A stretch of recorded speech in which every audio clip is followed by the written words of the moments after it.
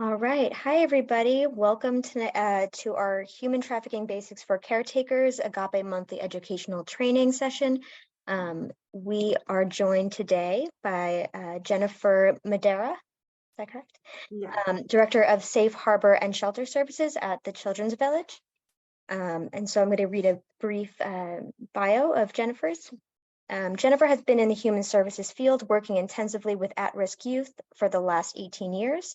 She has been at the Children's Village for the last 14 years, and she's currently the director of the Sanctuary Runaway and Homeless Youth Shelter and Safe Harbor Services, serving CSEC youth throughout New York State. In 2012, she was asked to collaborate with WCDSS and her CV colleagues to develop programming and implement services for sexually exploited minors and those who are at risk of being victimized. She developed a research-based curriculum currently used in the weekly psychoeducational groups that she facilitates, and you facilitate therapeutic sessions in the community with young survivors.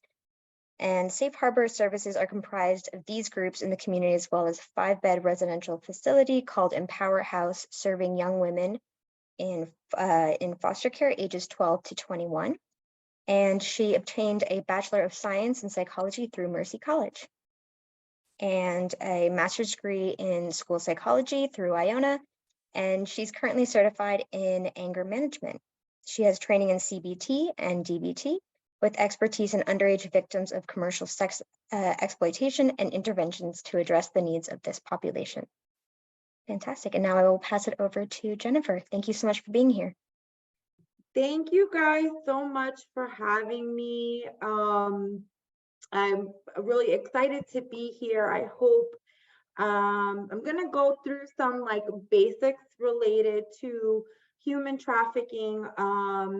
And we're going to use human trafficking. You're going to see the acronym CSEC, CSEC, which means commercially sexually exploited child. And those terms are used, pretty interchangeably. Human trafficking is like the broader term that we use to describe, right? Because adults can fall under human trafficking. But normally when I talk about my youth, I use the term CSEC because it's more explicit to the distinction that we're working with children or minors. So I did want to kind of give everybody that language.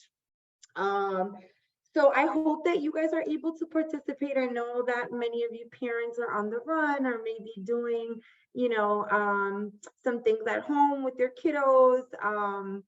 So I hope that you guys can participate. And if it's, if you have a situation where, maybe I say write in the chat and you can't write in the chat, if you unmute yourself, it'd be great to get your questions. I don't want you to not ask because you can't access your chat. I'm gonna share my screen with you guys. Hopefully this works. Here we go. And I'm going to stop from time to time to see if there's any questions, if anybody needs me to elaborate on anything. It's a lot of material. I will share my PowerPoint if you want to share it with your families. So I'm just going to really try to hit the most important points. So let's see. You guys can see that? Everybody can see that? Awesome. Yes. Okay. Wonderful. So we're going to start off with a little bit of a game just to open up the discussion a little bit. So if anybody has access to the chat, if you guys can tell me who this guy is. Does anybody know who this guy is? Or shout it out.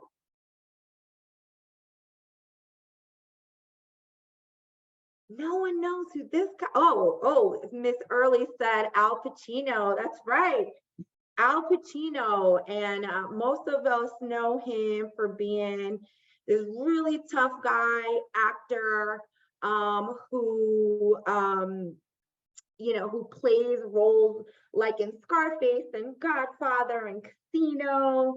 And he's really like a macho kind of guy, right? So Al Pacino is actually a victim of sexual exploitation. And when he was a young man, when he was a teenager, he moved to Sicily to try to get his acting career going. And he ended up encountering this older woman who housed him and provided him room and board in exchange for sex. And Al Pacino actually described that experience in a New York Post article where he talks about regretting this decision. He says, at 20, I lived in Sicily by selling the only asset I had, my body. An older woman traded food and housing in return for sex. And I woke up every morning not really loving myself. I show this a lot. I talk about this a lot because I think what's powerful about that is that a trafficking victim or someone who's exploited is not always who we think they are. And it doesn't always happen for the reasons that we think they do, right? And so what's really important when we're trying to understand human trafficking and sexual exploitation of children is that we really want to put all our biases and thoughts about what that looks like, right? A lot of people who I talk to think trafficking is like a Liam Neeson movie, right? Like Taken, right? Like, you know, they're in some foreign country and they're being transported and all of that. And that's not really the majority of trafficking. And trafficking is really a widespread problem here, in particular in the United States. And in New York, people think it's most common in the city, but I will share that in Rockland County and Westchester County, we have much higher numbers for underage victims of trafficking than are identified in New York State. So it seems to be a bigger issue in suburbia. So it just kind of things to think about when we think about what this is and what this looks like.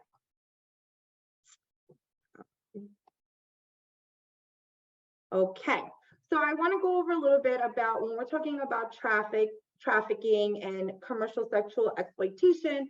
What does the law say? How does the law define this crime, right?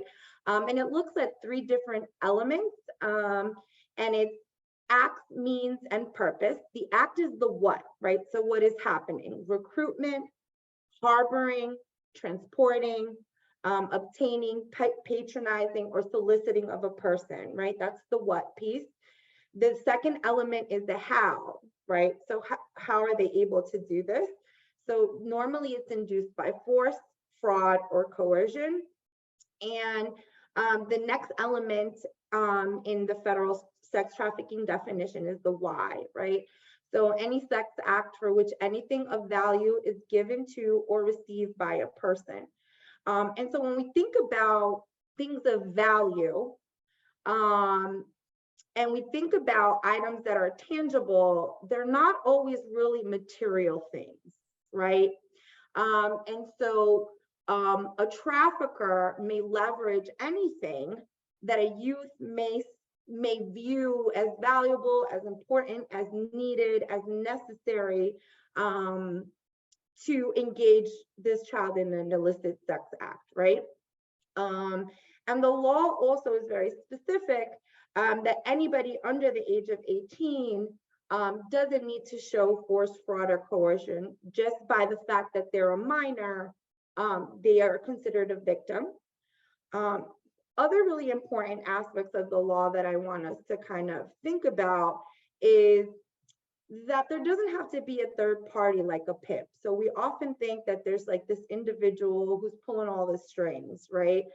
And that sex trafficking can occur when there is only a buyer and a victim, which means the person who's the trafficker is the buyer, right? So is the trafficker. So the John or the buyer or the person inducing this young person to engage in this sexual activity is in essence the trafficker. They're one and the same person. So why does sex trafficking happen, right? And I'm not going to say, oh, it's, you know, the culture of sexuality and gender and all of that. It's this really harsh umbrella term that I'm going to use, and it's called rape culture. Some of you guys may have heard this term in the past.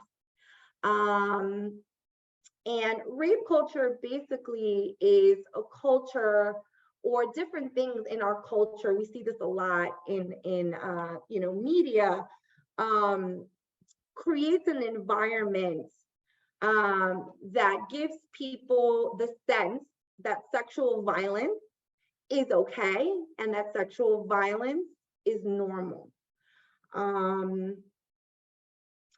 So some examples of rape culture are victim blaming, right?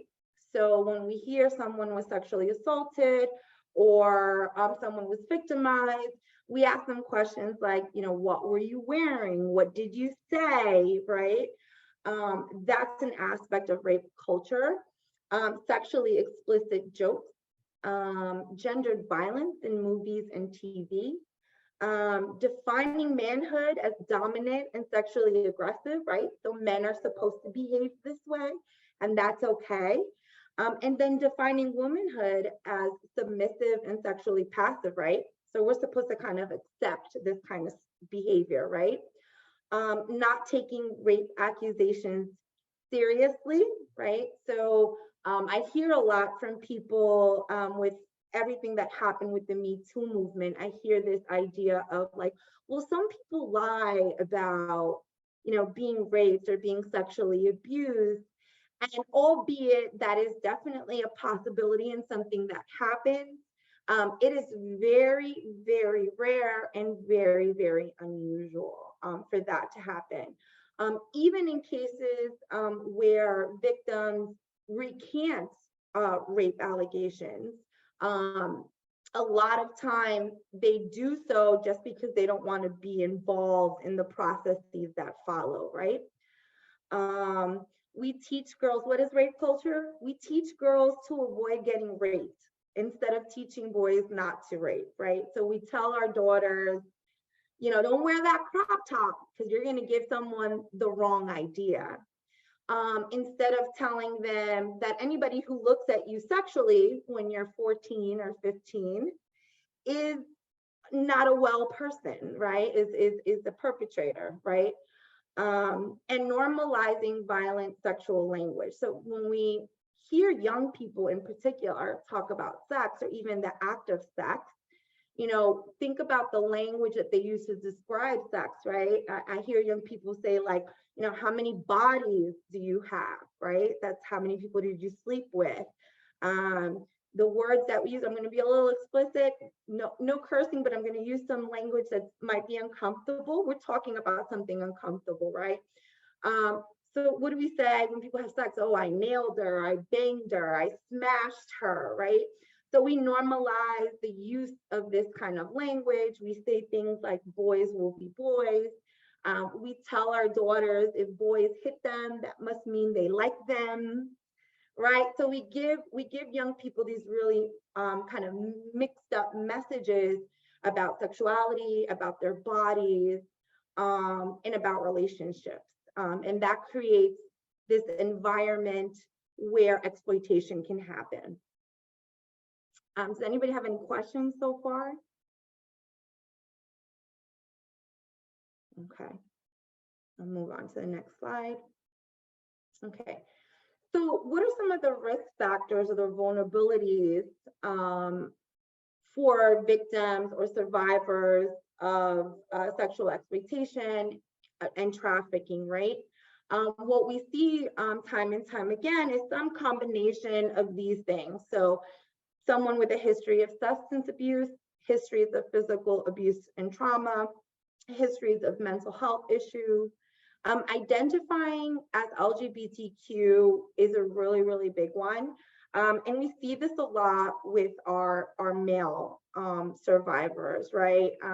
A lot of them have been displaced because they identify LGBTQI and often don't have a lot of resources other than, engaging in sexual acts for room, for board, and for survival, right?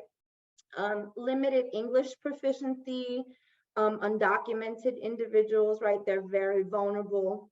Other risk factors are individuals or young people that may have developmental or processing delays.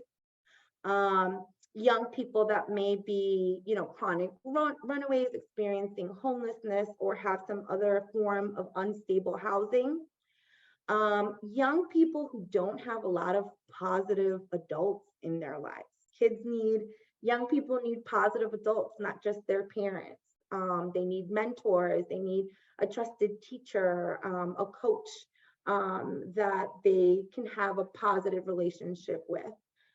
Poverty and economic need are also a vulnerability or a driving force. And history of sexual abuse. So young people who have histories of sexual abuse do become, to some extent, desensitized to further abuse. And we know that victims of sexual abuse, once they are abused, are statistically more likely to experience some form of sexual abuse again in their life. So they're re-victimized. And so what are some types of trafficking, right? There are 4 main types of trafficking that we commonly see. One is the one that we kind of traditionally think about, which is pimp controlled, right? So this talks about like, what is the controlling factor behind the exploitation, right? And so pimp controlled doesn't look like, the guy in the purple suit with the cane and the big fluffy hat, right? Which makes us think of this like kind of almost a joke of a person, right? The pimp is usually someone the young person identifies as a partner or a boyfriend. And they'll tell you when you talk to young people, they'll say, that's my boyfriend, right?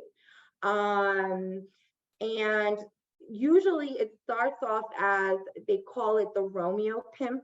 So it's a lot of like love bombing and, I care about you, and like, your folks are not doing this, but I'm going to do this for you. So a lot of that kind of thing. And then that turns into, abuse and intimidation, right? Then there's gang controls. And so we do see this quite a bit. This is a big trend now. I see it a lot in Lower Westchester, where young women are affiliating themselves with gang life and gang members. And normally in the gang life, the female gang members don't engage in the other activities to earn money for the gang, right? So they're not normally selling the drugs. They're not normally involved in kind of sales of weapons and things like that. But they utilize them to bring in money through exploiting them and through sexual slavery, right? The other thing that we see that they, whereas some gang members get, beat into the gang, right? Females, we see they get gang raped, right? That's something that's very common, and it's normalized in the context of the gang culture. We also see family controlled, and although that sounds like a Lifetime movie, I do see this quite a bit. I've seen it take all kinds of forms, whether it's their biological family, adoptive family, friends of the family, but some kind of really close internal individual who has access to this kid, access to the family, and then kind of sets the stage to have the youth engage in sexual activity to bring in money for the home. And then we also see exploitation and trafficking for survival needs. And those are situations where we have runaway youth, homeless youth, youth who have been disenfranchised, and would not otherwise survive if they didn't engage in these activities. Okay, and who are the perpetrators? So the perpetrators typically do not entice or coerce children to victimize. Well, I'm going to read that because that's a little, that slide is a little. So it's not the weird guy in the van who shoves your kid into their car, right? That's usually not the perpetrator. They can be difficult to identify because they use really specific tactics to remain undetected. They use strategies to ally themselves with this young person so they're not sharing information with trusted adults. Romantic partners, family members, friends, or peers. So another thing that I find that caretakers, really are not aware of is that other teens recruit teens into what we call the life, or trafficking and exploitation, right? My very first confirmed trafficking case was a young woman who her pimp was a 15-year-old peer in her high school. So we do see this. It is common. I've had a number of young people be recruited by their own peers. Employers or other professionals. The perpetrators can be connected by mutual friends, and they can be strangers. And we see this, these are the situations that, might be in the community or online. Recruitment. Okay, so what are some platforms or ways that exploiters, traffickers are able to victimize young people? The internet is huge. And we, post-pandemic, we really saw a significant increase in the internet being utilized as a way to recruit young people into the life. Job offers. So we've encountered situations where somebody says, hey, you look like you'd be a model, or, I have this job you can do, you can clean my office for whatever. And it's something that's not official, it's something on the side. And kids who, especially those who may be experiencing some economic challenges, they want to work, they want to make money. And so they'll accept the job offer, not knowing how the correct processes for employment, right? And then they find themselves in these situations, pre-existing relationships, promises of material possessions. Again, youth are commonly recruited through social media apps like Grindr, Kick, Instagram. I see a lot on Instagram, especially for those young people who have their pages public. So tell your teenagers not to have public pages. Individuals get in there, either in their direct messages or in their comments, offer them jobs, offer them to go to different events, right? A party, a concert, and that's kind of how they open the door into some of that. They may ask them to promote a product, and then it kind of materializes from there. Online gaming apps is also huge. So, and we're seeing this in particular with male youth. So, if your son is spending a whole lot of time in the basement, and his gaming is virtual and has chat options, there can be an unknown person grooming your youth. So, don't think that because they're playing, Fortnite, that they're safe. So, it's something to think about and to be aware of. Random acts of kindness. This one is interesting, this recruitment style. So it's kind of like when we tell our kids when they're little and we tell them, like, if somebody asks you to help find their puppy, like, don't help them because they're probably not up to any good. The same thing happens with teenagers, and we think not, right? We think that they know better. I had a young woman that was recruited by a pimp, a very terrible pimp, by saying that he had a litter of cats and kittens, and he was donating kittens, and if she was interested in a kitten. And that's really how her journey into being trafficked, from the time she encountered him at 14, and that trafficking continued until she was about 20. And it happened all by him saying, "Do you want a kitten?" So random acts of kindness, are things that we want to, just like we tell our little kids, don't help somebody find their missing puppy.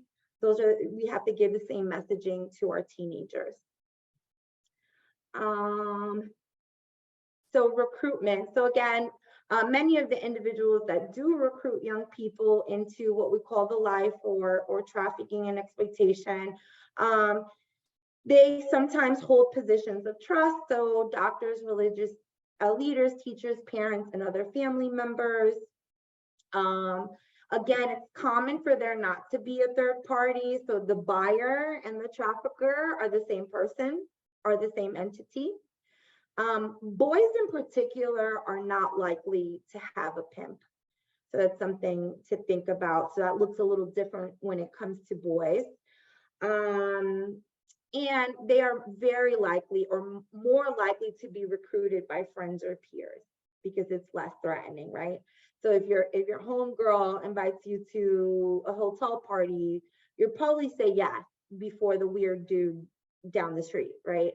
And so that's a real way that traffickers utilize to engage and lure young people into the life. So I'm gonna stop. Does anybody have any questions about traffickers or recruitment? I have a quick question. I know I work with youth, and I'm thinking specifically of a few other platforms, and I don't know statistically what you see most often, but I know you mentioned a few already, but I think there's like an uproar or like a kind of resurgence of the use of Snapchat, and then also the kind of the right, also TikTok is very much a part of our young people's lives. And are those also places that we need to alert families to be kind of on the lookout, and also for young people also to be on the lookout? Yeah, so I would say Snapchat and any kind of application or software that disappears after it's sent is a real great place that traffickers like to be, because then there's no evidence of the conversation. And just about anything where there is opportunities or a way to communicate with or chat or message the other person. We don't hear it as much on like platforms like Twitter, but I mean, it's certainly possible. But Snapchat, like anything that disappears, they even have these. So it's really important to check like what applications your kids have on their phones too.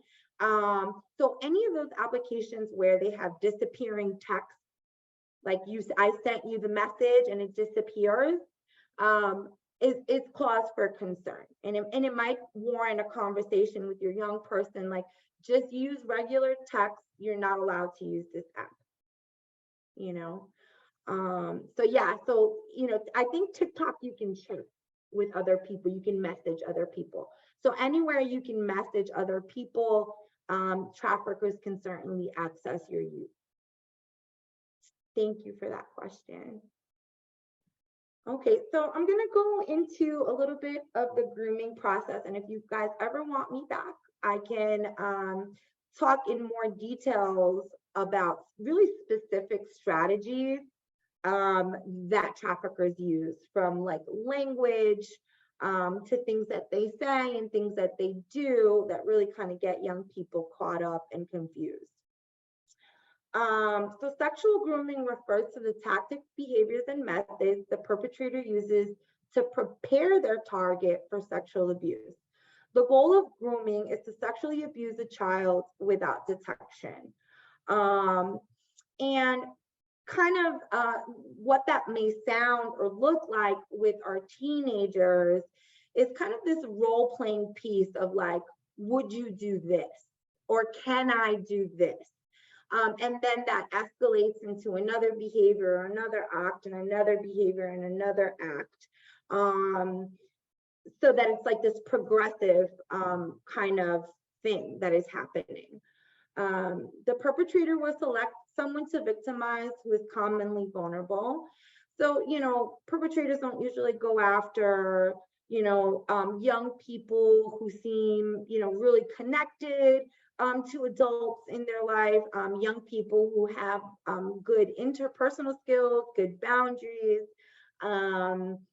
They don't normally go for those young people. Again, it's possible, but it's unusual, you know, so they're going to go for someone who has a history of abuse, who may have a difficult dynamic at home, who may be already struggling in school or other areas of their life.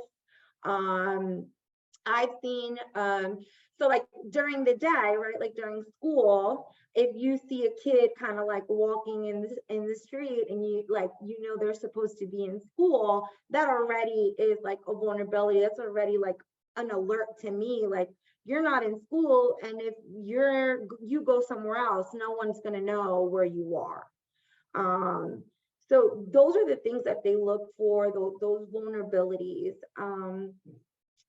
There is a documentary on Netflix on R. Kelly, who is pretty horrific abuser and trafficker, and now we know the extent of what was happening.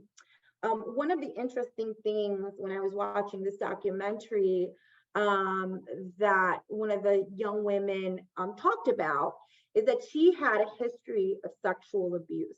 And when she was sharing that with him, you know, kind of his response to her was like, oh, you're a sexual abuse victim. I'm a sexual abuse victim too. I was also sexually abused. So also being able to see their vulnerabilities and ally themselves by identifying with them. Like, I know what that experience is like. The perpetrator attempts to gain access to this person and or isolate them. So isolation is a big part of what happens, right?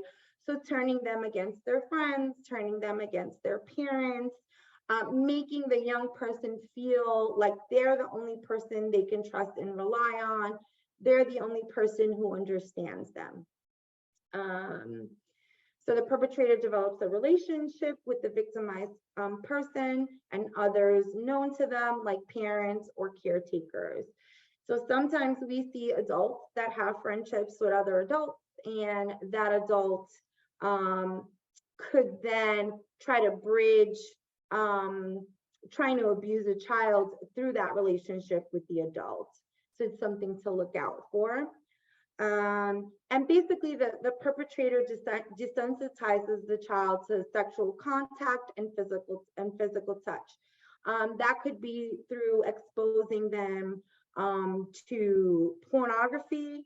That could be through putting them in situations where they're observing other people engage in sexual behaviors. It could be exposing themselves. It could be having explicit conversations about sexual behaviors.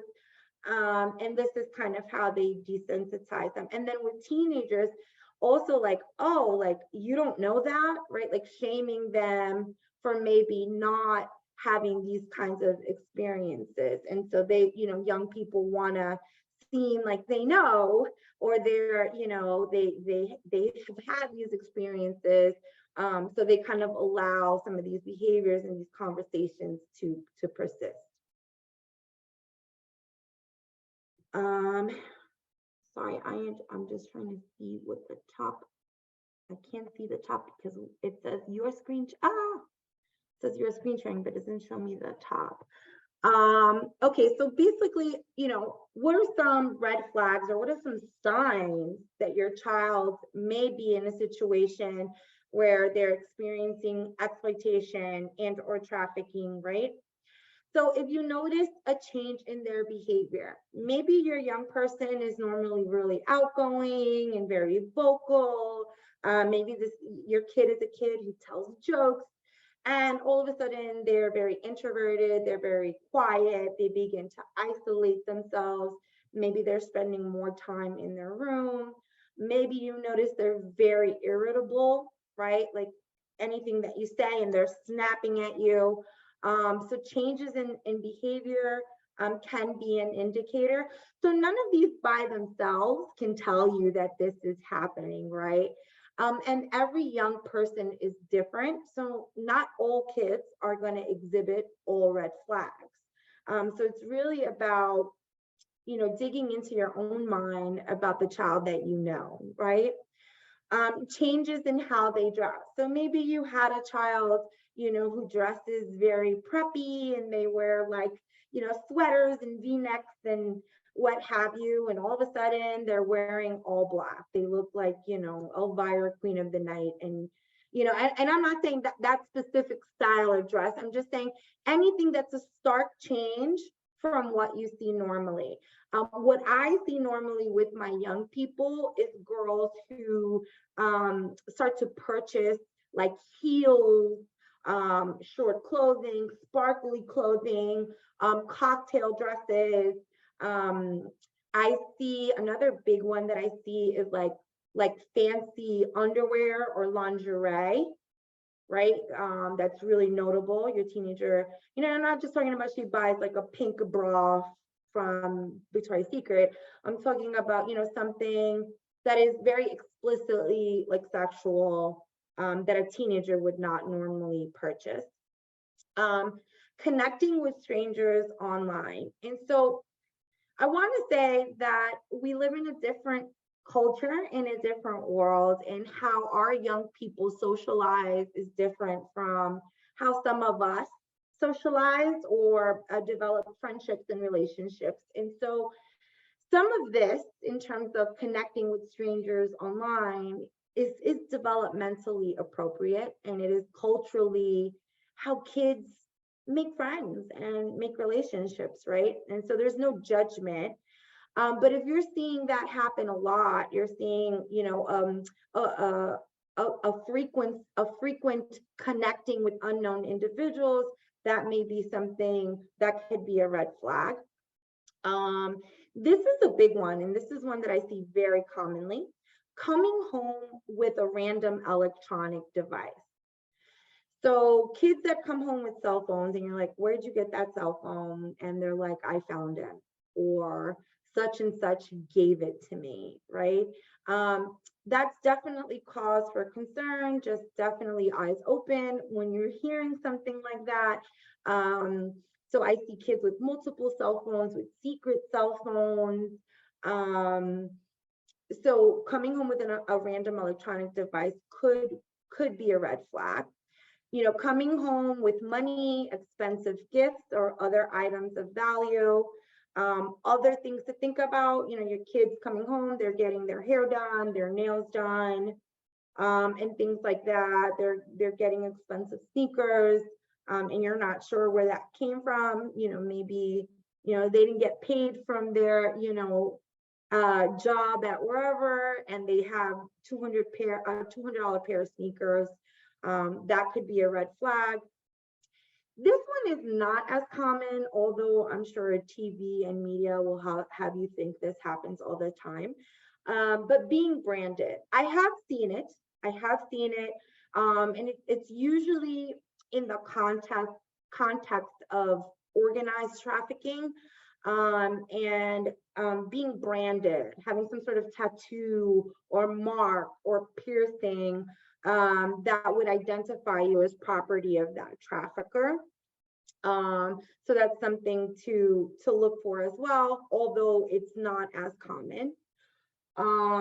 missing a lot of school, running away, not being able to account for them for periods of time, changes in their relationships and friendships. So maybe like Bobby was their best friend, and now like they don't call Bobby, they don't hang out with Bobby, they say negative things about Bobby, right? And they are not really giving you like a solid kind of explanation of why they're not friends with this kid or these group of kids anymore.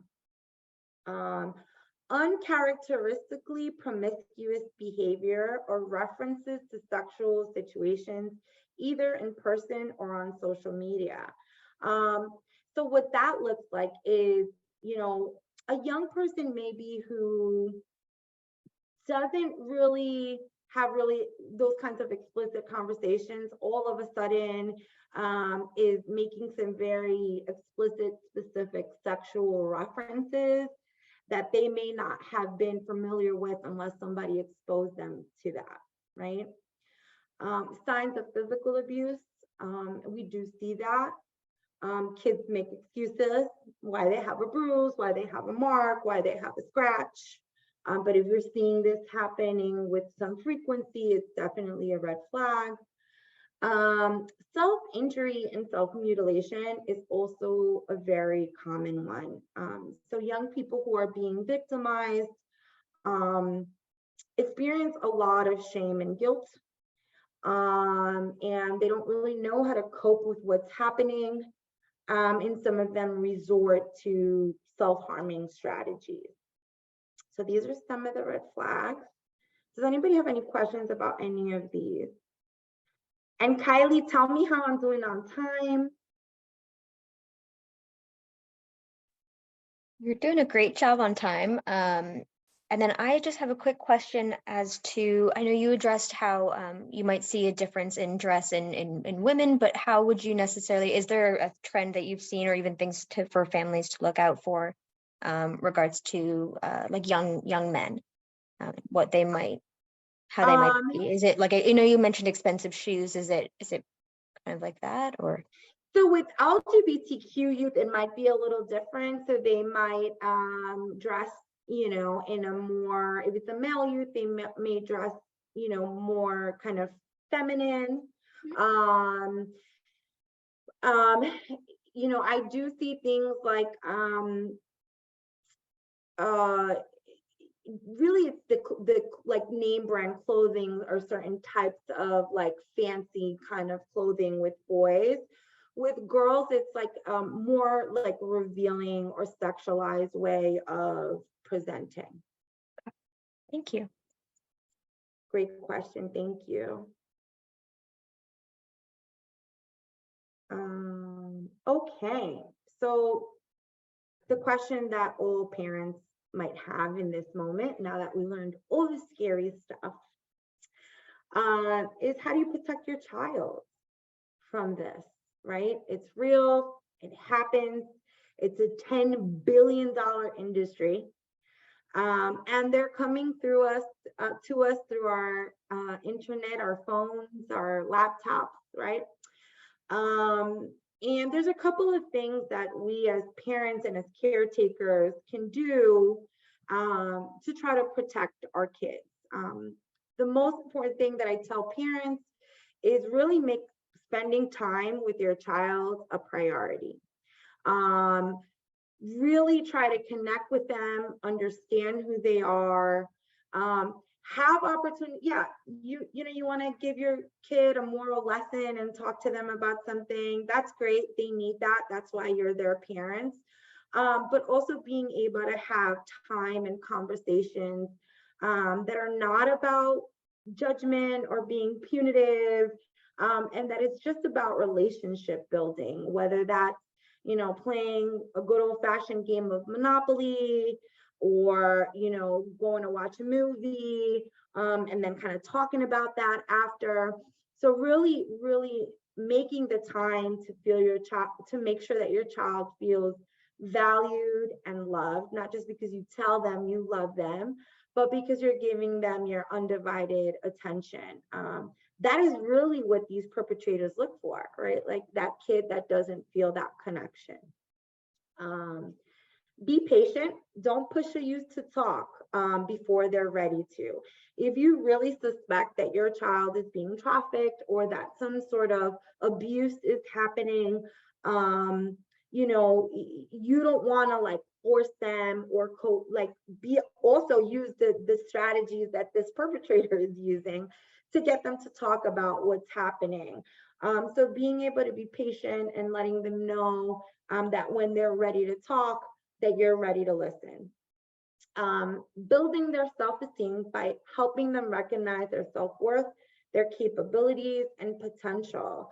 And that doesn't just happen by telling them that they're really smart and really beautiful, but it happens by, you know, providing opportunities for them to be autonomous, to feel like they can do things, to see themselves in ways that they can accomplish things, having them involved in things that would sow into their self-image. Again, keeping the lines of communication open, talking to your child about online safety and the red flags, like some of the red flags we can talk about. Share those with your young people. You know, and the conversation could be, you know, I went to this training and they talked about like these things. Have you ever seen this? Have you ever experienced this? What I find that young people do is they always say a friend. Well, I have this friend who blah, blah, blah, blah.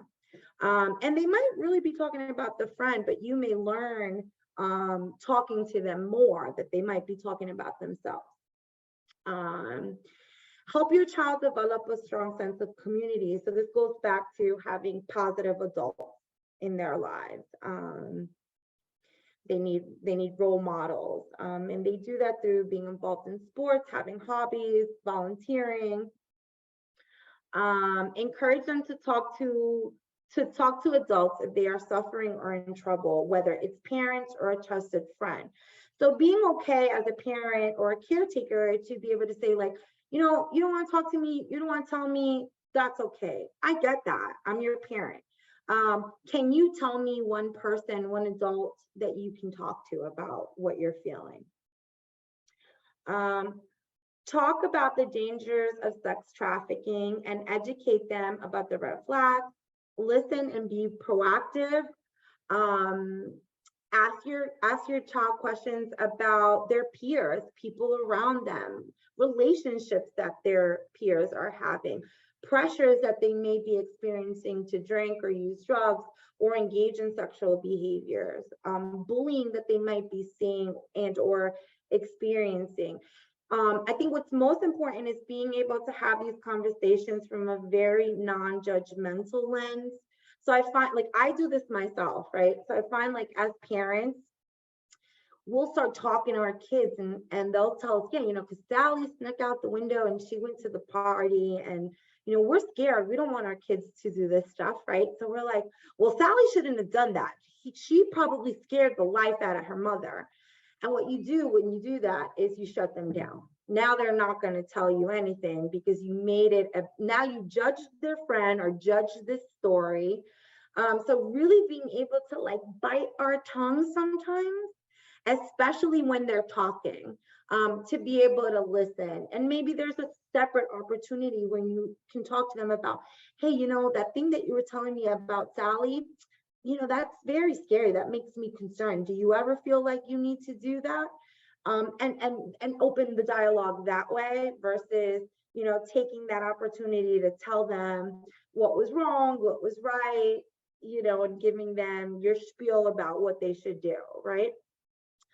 So being able to have those conversations about their lives where they're sharing and there's no like exchange about like, you know, what they should or shouldn't do. It gives you insight into their thought processes, right? How else to protect your child? Again, encourage extracurricular activities and hobbies.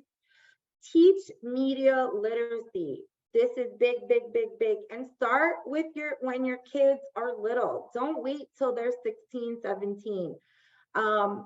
The average age of entry into the life is anywhere from 12 to 14. but I have seen many young people as young as 9 who have been caught up in human trafficking. So talk to them really, really early. It's really important. What does talking to them about media literacy look like? It might be asking them questions about a show that they're watching. What I do with the young people I work with in my group, so they love like Cardi B, and they feel really empowered by having an artist like that. So I might say, hey, she has this song and she talks about sex in this way in this song. Like, do you think like that's empowering, or do you think like she's kind of saying what society wants her to say anyway? Like challenging their thoughts about what they're ingesting in terms of media.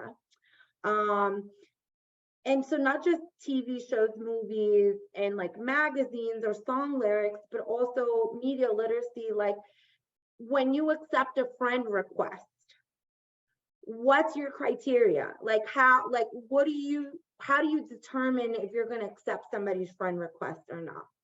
And go through that with them. And they may say like, oh, if we have 2 friends in common, then I'll accept them, right? If they might give you whatever their thoughts or criteria is, and then you can like play that out with them. You may say, you know what, maybe you request to follow them first and you check them out and you don't accept them until you see right? Being able to tell them, if you see a profile and the profile has 4 pictures, it's probably not a real person, right? Asking them, hey, you have 2,000 friends. Do you know 2,000 people? Who are these people? How did you meet 2,000 people, right? And like challenging them surrounding those things, giving them education surrounding those things, telling them things like, don't post your location, turn your location services off when you are on the internet or on certain platforms. Talking to them about, I see all these filters. What do you think young women think when they see these filtered bodies? So I get girls say like, oh man, I love how, going back to Cardi B, like, I like how she's shaped. And I'm like, Cardi B is not shaped like she's shaped, right? Like, so that's not a realistic expectation. So what do you think real bodies look like, right? So just giving them that literacy surrounding all these things that they're taking in, they're watching, they're listening to. You're in a car ride with them, they tell you to put on Hot 97, a song comes up, that's an opportunity. Well, what do you think that song lyric means? Sounds like they're talking about violence, right? Know who is reaching out to your child. So be aware of like who is having communication with your child. Teach your child that it's okay to say no to adults, right? We don't tell them that enough. We want them to be polite and appropriate and respectful, but it's okay to say no, and teach them what consent means, right? So I have an adult daughter and I have a little one. So I tell my little one that she doesn't have to hug anybody unless she wants to, and that people should ask her if it's okay to touch her in certain ways, right? Same thing is true with teenagers, giving them the permission to say no, and to make sure that they consent. Teaching your child about sex. So teaching your child about sex doesn't promote them having sex, right? That's not how that works. Teaching your children about sex is important, how the body works, teaching them about their own sexual health is critically important, because someone else, that perpetrator, is going to give them that information that you're not giving them. Showing them where they can get medical attention or testing if they need that. Know where and how your teen gets new things. So this goes back to the red flags and expensive things, right? Like knowing where those things came from. teaching your kids about the world. So this sounds like real kind of simple. But one of the things that traffickers do is they talk to young people about like, oh, we're gonna drive to this other state and I'm gonna show you these things, right? So being able to have conversations with your child about different experiences that they may want to have, that are available to them in the world, right? And I'm not saying fly to Dubai with your teenager, but maybe you have a conversation like, oh, Dubai is like a place I want to visit. Like, look at this building. Their culture is this way. Their how they socialize is this way. Because then you're giving them something or some information about the world, where they're not looking to someone else to provide that. And then get counseling if it's needed. If your child is not opening up and you're seeing all these red flags, being able to get help.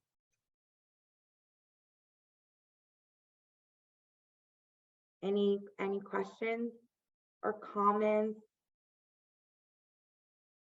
Oh, I just mentioned in the chat that I think the portrayal of teens in TV shows and movies is I think it's an important thing to bring up to youth, because they're almost always being played by, right, like mid-20s, 20-year-old actors, and so we're expecting that's what a 16-year-old body and the way that you'd be navigating the world, and so, but that's obviously not accurate. So I try to bring that to the kids that I work with, because it definitely threw me when I was younger. So I think it's yeah. So I think it can be harmful. That's beautiful, Kylie. Exactly that. So I know teenagers that watch that show Euphoria, which is like, I don't know if it's great for them to watch, but and they're like, oh, they're doing these things.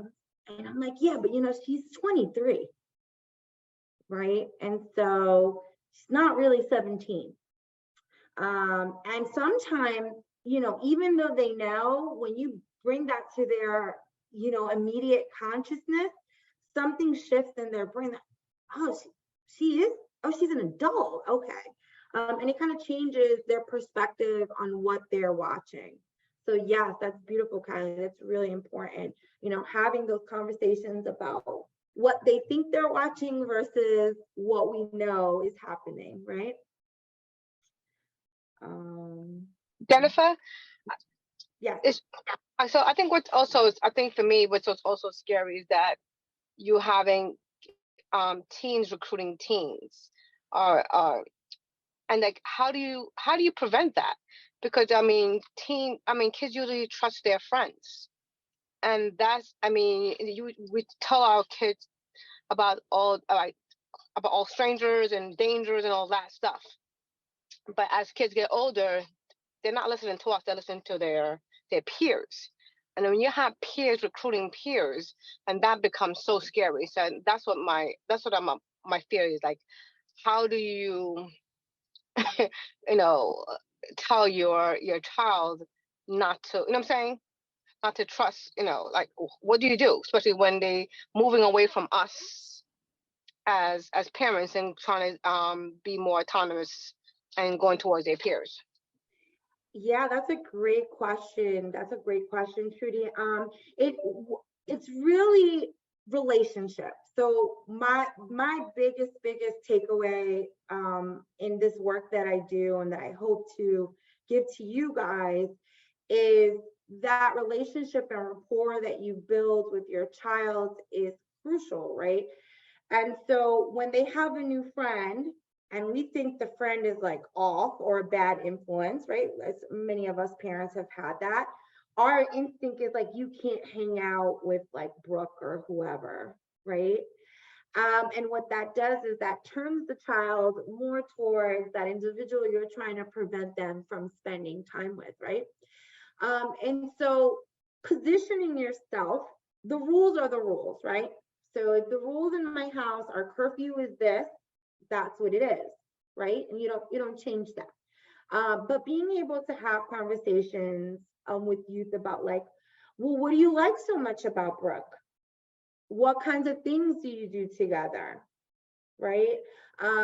Having a lot of those conversations about the who, what, when, and where with young people is super helpful, and listening from a non-judgmental kind of lens so that you can get the information that you're looking for. You know what I mean?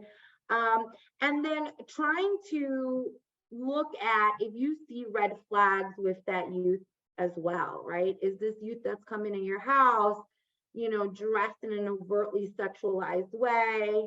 You know, are you seeing that this youth, you know that this youth, their parents do XYZ and they live in XYZ, but they have very expensive clothing. This kid has multiple phones, you know, creating situations where you're exposed to that other youth too, so you can get what the kids call like a vibe of that person and what's going on, because that teenager is also someone who has been victimized, right?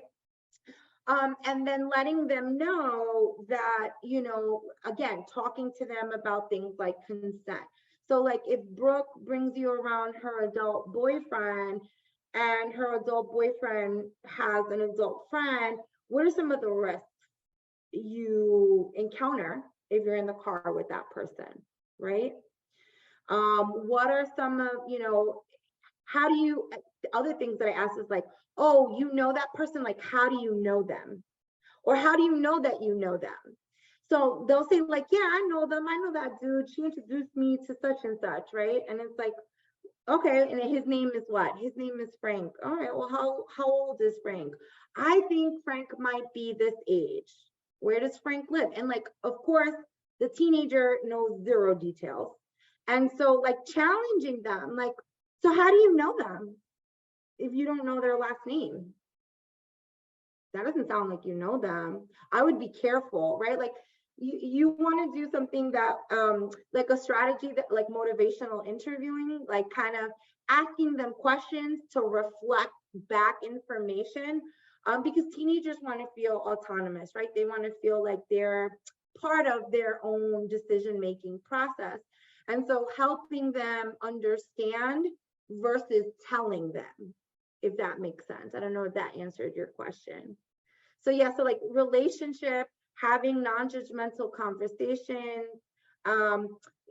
staying hard and fast and consistent to your rules and your parameters, creating opportunities to expose yourself to those friends that they might be hanging out with that might be of concern. Because if that person's a trafficker and mom wants to hang out with them at the mall, that person's going to start to pull away because they're not going to be very successful. Thank you, Jennifer. That next. Thank you. I appreciate that. Of course, of course. And what are some of the potential barriers for youth sharing that this is happening? Mistrust of authority figures and caretakers, right? So oftentimes young people who have been victimized do share aspects of their stories and they end up getting blamed, or they don't see a trajectory where, you know, they feel that justice is happening for what happened to them, right? So ambivalence, so part of them wants to be this mini adult, right? And then, you know, put their children. So this kind of back and forth between these two worlds. They also experience a lot of shame and self-blame. So they feel they don't understand that they're being coerced, right? They don't understand that they're being manipulated. They think this is a relationship that they're having. So when they're abused or when they're assaulted sexually, their thought process sometimes is like, it's my fault. Like I shouldn't have gone there at that time at night. And we as the adults reinforce that, like, yeah, you shouldn't have gone there at that time at night. And it's like, yeah, you shouldn't have gone there, but whatever happened to you, it's not your fault. Like, right? It doesn't matter if you went there at 2 o'clock in the afternoon or 2 o'clock in the morning, you shouldn't have been assaulted, right? So they blame themselves a lot. They ascribe so much control over the situation where they really don't have a lot of control. And that happens because the trafficker tells them, that they have their control. If you hadn't have done this, this wouldn't have happened. Minimization of the severity. So like, it's not a big deal. So like, he pushed me, but it's not a big deal. Like, you know, I shouldn't have lied. Fear, and it could be fear of so many things. Fear of being exposed, fear of something happening, fear of someone you love being hurt. So I've heard many times young people share that the trafficker will say, like, if you tell or if you don't go through with whatever, I'm going to hurt your little sister, right? Or I'm going to take these pictures and I'm going to distribute them all over the school, right? So they might be afraid for many reasons. Trauma bonding, right? And that happens through, like, especially our really vulnerable kids who have histories of abuse, neglect, all of these things. And it's like, you went through this, I went through this, right? We're in this together. And young people who have a poor concept of healthy relationships and healthy boundaries, you know, those are really tough barriers. So it's really hard to support a young person who may think a person who talks to them in a derogatory way, like, that's normal. Well, he calls me a bee and a slut and a whore, but like, that's okay, like, because this other person talks to me like that too. So they don't really know how to have healthy relationships. And then I think the last tab, bear with me 1 second if I can do this. Okay, so this is the last tab. So I thought it would be cool to give you guys like some language or like an activity that you can kind of do with your kids at home that would support in getting information, creating the bond, right? Understanding your child's vulnerabilities, right? So it's what would you do? And then, so parents should trust their instincts. If something feels wrong with their child, it probably is. If something's too good to be true, it probably is. What if questions are a great opportunity to practice scenarios with your teen. Role playing is a powerful way to teach kids how to handle difficult situations and helps them build skills that will increase safety. So we don't think our kids listen to us, but they do. They do. And sometimes in these scary, difficult moments, they pull out that nugget that you gave them once upon a time. So that's why it's important to do these things with your kids. So you can, you know, maybe sit around the dinner table or maybe on the car ride and ask them some questions. And I pulled out some questions that I thought were kind of cool to throw out there to your kid and see what they say. So what would you do if a good-looking guy came up to you at the mall and told you that he wanted to take some pictures of you for his modeling business? I mean, that's a huge conversation starter right there, right? So the kid may say like, yeah, I'm fly, so I'll let him take some pictures of me. Oh, so you would let him take pictures, but would you exchange contact information? What if he asked you to leave the mall? What do you think you would do then, right? So really, they're like conversation starters. Would you give someone you just met your phone number, right? Is it okay if, for a stranger to take a picture of you? Have you ever known someone at school that had a much older boyfriend or girlfriend? That's a good one. That's a good one, because then it's like off of them. Then you're not asking them about them, right? You're like asking them about someone else, and you're going to get some really good information. And underneath that, it may really be about them. Have any of your friends ever talked about getting paid to go on dates? Do you know what sexting is? Do you know anybody who sexts, right? Have you ever seen that? Have you ever experienced that? Has anyone ever sent you a picture that made you feel uncomfortable? Yeah, man, I was on the subway. I see this a lot too. This happens a lot. And now you can like airdrop inappropriate pics to people. So I've had that happen to my girls a bunch of times, right? And so they're like, yeah, some weirdo airdropped a picture of his privates. Oh my God. And I'm like, what, how did you feel when that happened? What did you do? Like, what if that was someone you liked or knew? Would that be okay then? Right? Like really open up the conversation. No judgment, right? So you're not coming down on them for anything they say. You're listening and you're guiding, right? You're not in the driver's seat. You're the guide. What would you do if someone sent you an inappropriate picture or asked you for one, right? Has anybody asked you for an inappropriate picture? Do you think that's normal? Does that happen a lot with teenagers? Like I always do, like, I'm old, like, I don't know. I had a flip phone, right? So like I like play that role, like I'm old, like I don't really know. So like does that happen a lot? And you'll see them start to open up and really tell you things. What should you know about someone to consider you know them? So I kind of touched on that before. I literally do that with my 7-year-old. I'm like, do you know them? Why? Because they live up the block. But does that mean you know them? What's your criteria for like, this is a known person, right? Do we need to adjust that criteria? Like, what else can we add to that to keep us safe? Social media friendships. So how do you get followers?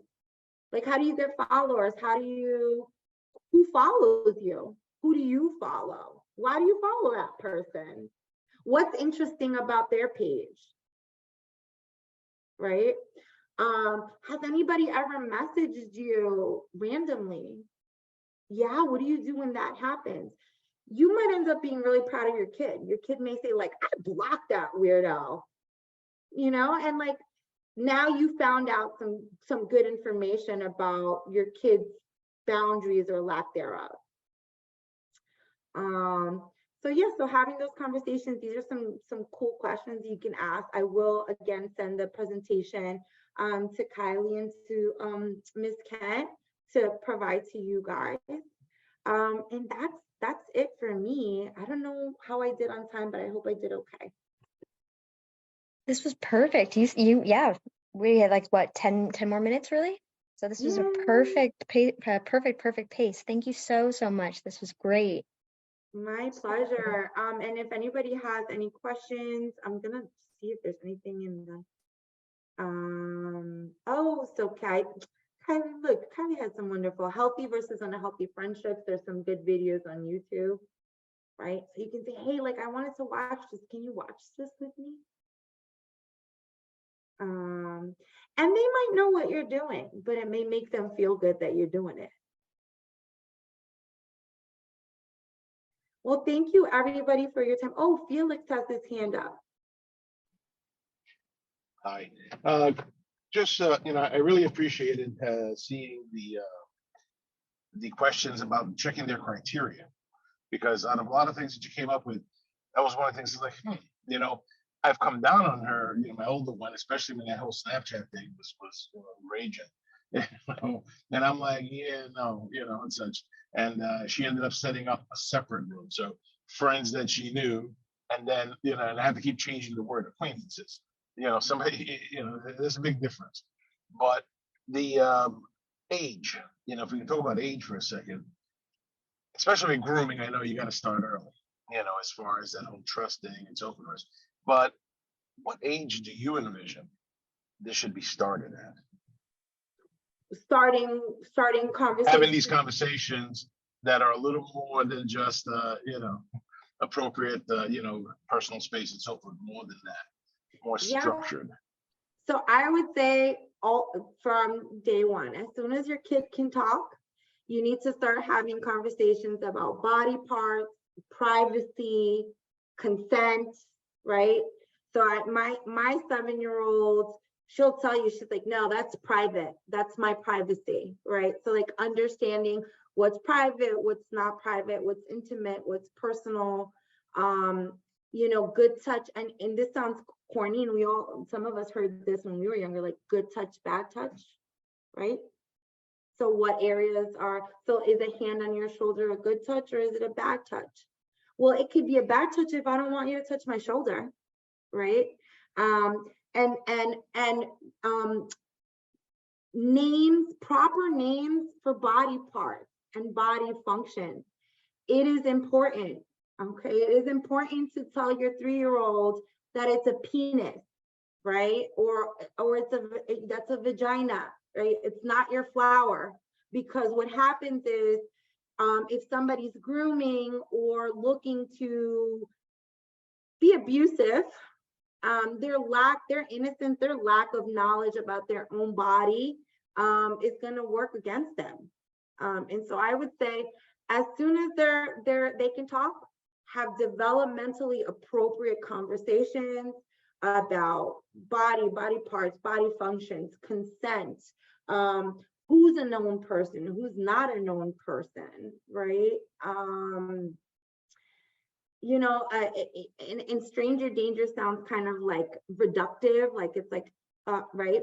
But no, really, like, oh, if somebody asks you, do that role playing stuff with your kids, you know. I say as soon as you can. Like, again, my 7-year-old, she can tell you everything about like what's private and not private, to like different parts of her body, to who is someone who's known, you know, what information not to give out.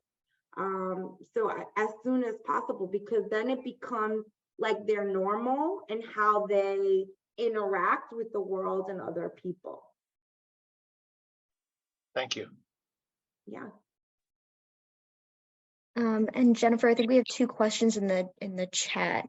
Renee asked, how do you do rehab? And then Ellen has a question as well. Let me move it up. So how do you do rehab? Oh, are you asking how do these girls heal after trafficking? Is that the question? I just want to make sure I understand what Renee is asking. How do you do rehab? I'm gonna assume, oh, I got one new message.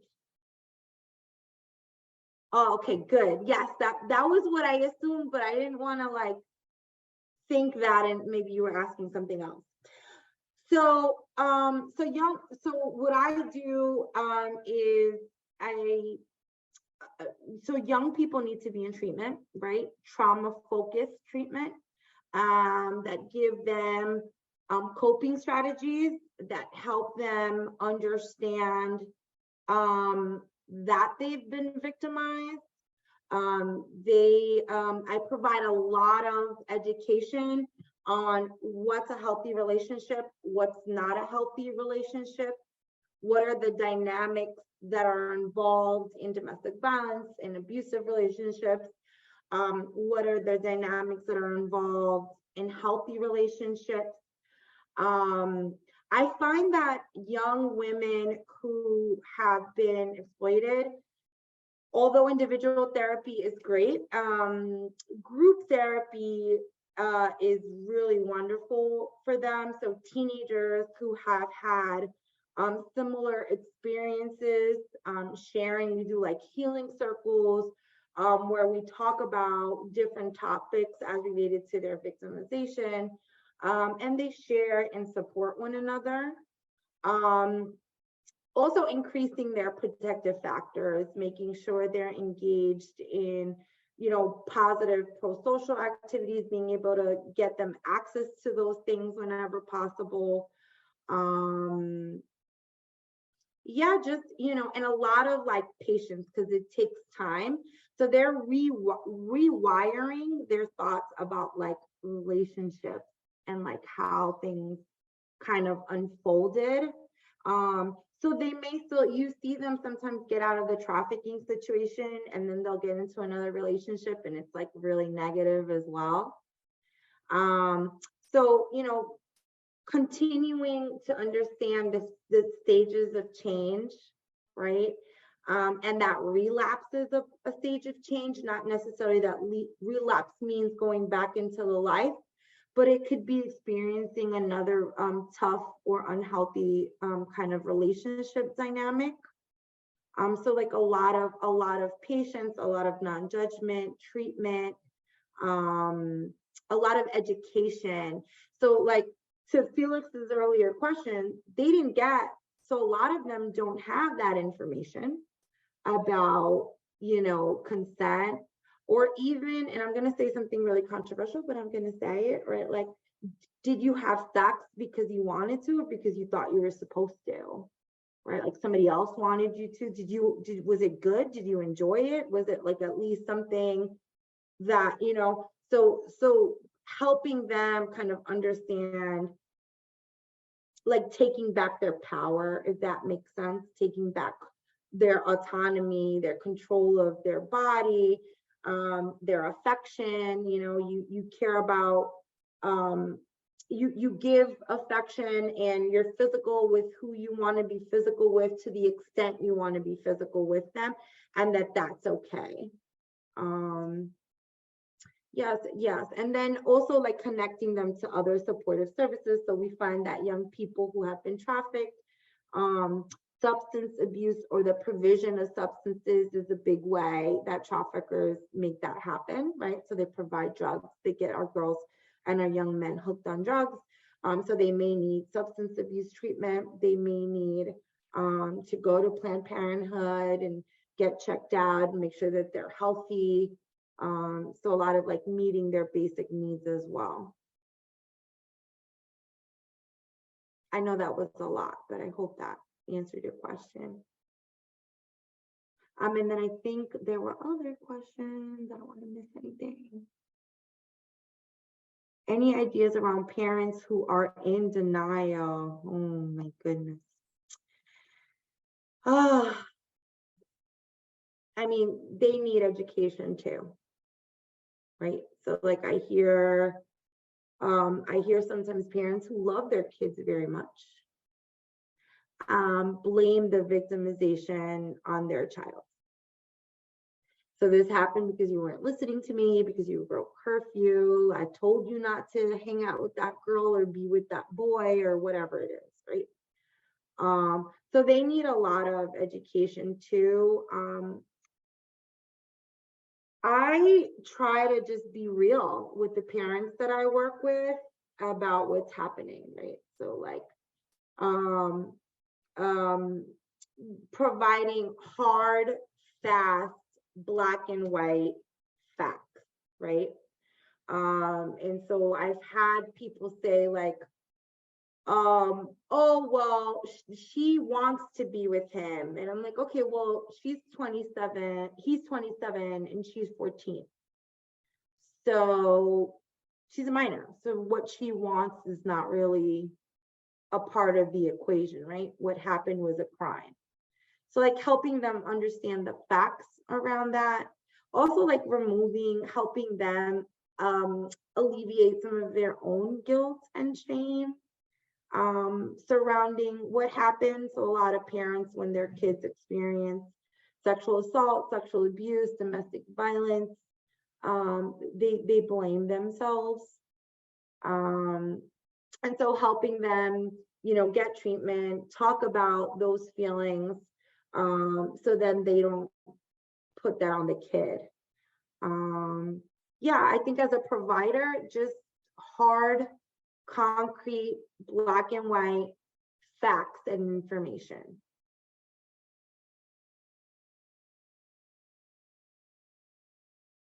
And there's a new message. Oh, thanks, she said, okay.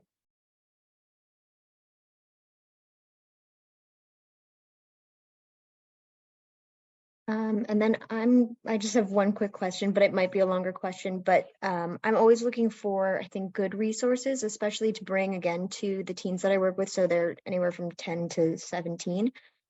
So are there any things that you recommend for, you know, for myself to do, right, some good research and to come up with some programming? I mean, I love these questions because we're constantly doing scenarios and teens love to talk about themselves. So I think that's the best way. And I love that you mentioned, right, kind of being like, I don't know, like what is it like now? Because I absolutely play that card and it works really well. So Every that's really time. validating. Incredible. But are there any just like kind of pointers as to where you think I could So be? you pulling guys some are resources? where? You guys are in Rockland, right? So right, we're kind of across the state. So we have a team on Long Island, in the Hudson Valley, based in technically in New Paltz, but we're all kind of remote. And then we have a team in Central New York and Southern Tier. So we're kind of spread out. But Yeah, so in terms of like resources, I'll speak more generally because I don't know that I'm as well versed as like resources across the state. But there are in most cities, municipalities, mentoring programs okay. For young people. So anything like a girls mentoring program, a big brother, big sister program, again fostering those positive relationships with safe adults. I find that to be like a real helpful resource for young people, especially for those parents who are working a lot, right? I mean, you have like another adult helping you, you have your village. Yeah, so anything like mentoring, any kind of youth-led programming is always good. Youth have just like youth can kind of like, they're the best recruiters, right? They're the best for healing like one another, honestly, because they can really relate to each other's experiences and thought processes. I know in Rockland, there's a Center for Safety and Change that does some of this work. Just, if you're not sure what resources are available in your area for young women who have been trafficked, you can always call the National Human Trafficking Hotline. They can provide you resources. Polaris Project also has great resources online. I'm trying to think of some online ones. My Life, My Choice is an organization out of Boston, but they are fantastic and they have resources online. They have everything from parent trainings to youth-led workshops. Yeah, I don't have anything, just more like general stuff. No, this is perfect. This is perfect. Thank you so much. Yeah.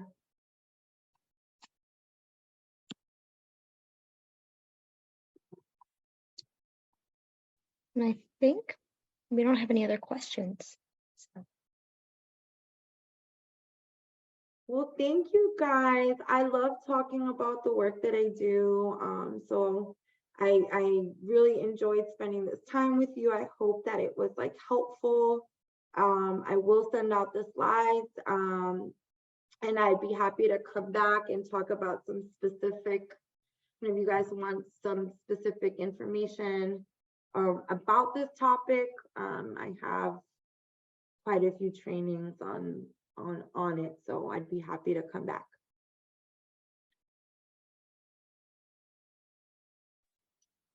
Jennifer, thank you so much. This is a great training. I really appreciate it for coming and giving your expertise on this topic. My pleasure. Thank you, guys. I hope everyone has a wonderful evening, and take care. Thank you. Thank you very much. Bye now. Bye.